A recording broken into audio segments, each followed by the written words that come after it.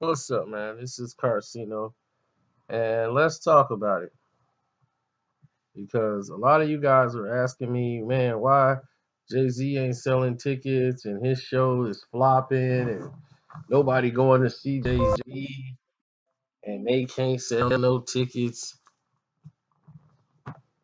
It's like, my goodness, like, what is this about? So I went online to see the tickets. Now, December the 5th, the tour come to Chicago. So I wanted to see what was going on for myself rather than just piggyback off what everybody else was saying. So I said, well, let me find out what's going on really with these tickets. Because there's been all this other stuff going on.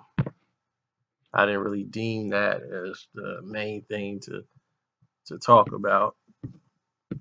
But people wanted to do it because it looked like Jay was in a low light. But here's the thing. His last tour he did was what, 2013 with the Magna Carta tour. And this is probably his most profitable tour that he's done as a solo artist. Now he's toured with Beyonce, of course, but I'm talking about solo. Um, Now when he dropped the album, people didn't think that it was going to shoot up to where it is, but this could be like his highest grossing tour when it's all said and done.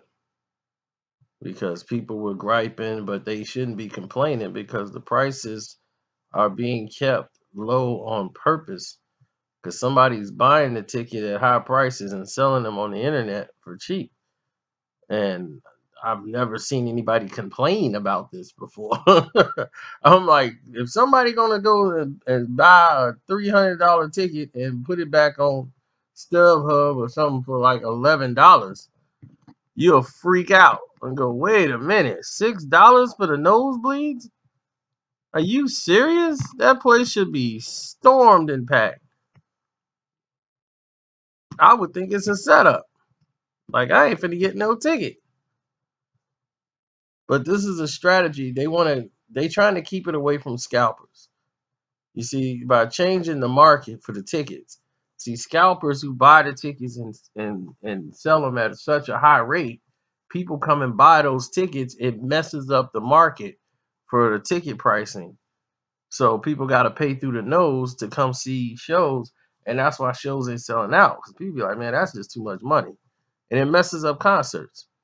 And they'll rather have that $11 there, and then you coming there and buying stuff and spending more money than you just saying you're not going at all.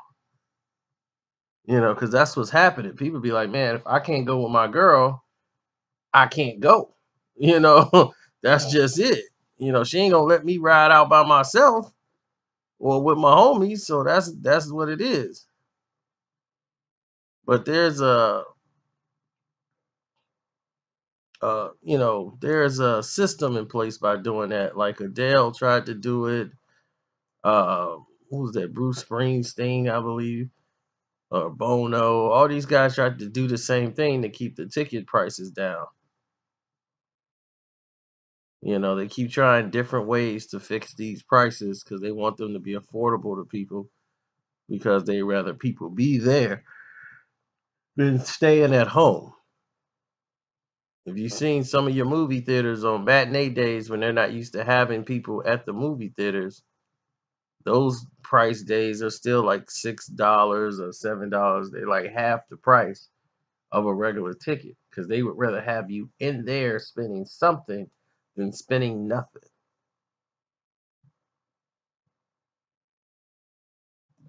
Now, here's the thing. By charging what market rate for the best seats, concert promoters are leaving little room for sellers of the secondhand market to come swoop in. And the reduction of the ticket scalping, which is, a problem for the concert people, it helps keeps all this stuff in perspective and affordable for the fans.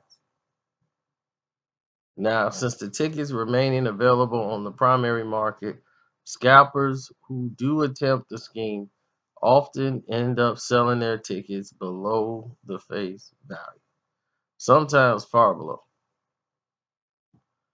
And they got to do it sometimes because of the way the marketing is. But what they call it is the creative pricing strategy. And it's going to be the future of ticketing from now on. You generate a ton of revenue up front, but you still have a $25 price point that makes it more affordable for individuals who want to see an arena show.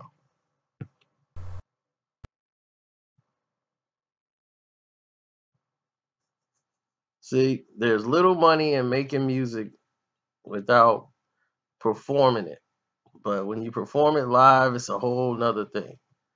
You know, Jay-Z has built what, over $800 million net worth off basically shows and corporate deals and business decisions that he pretty much understands very well. So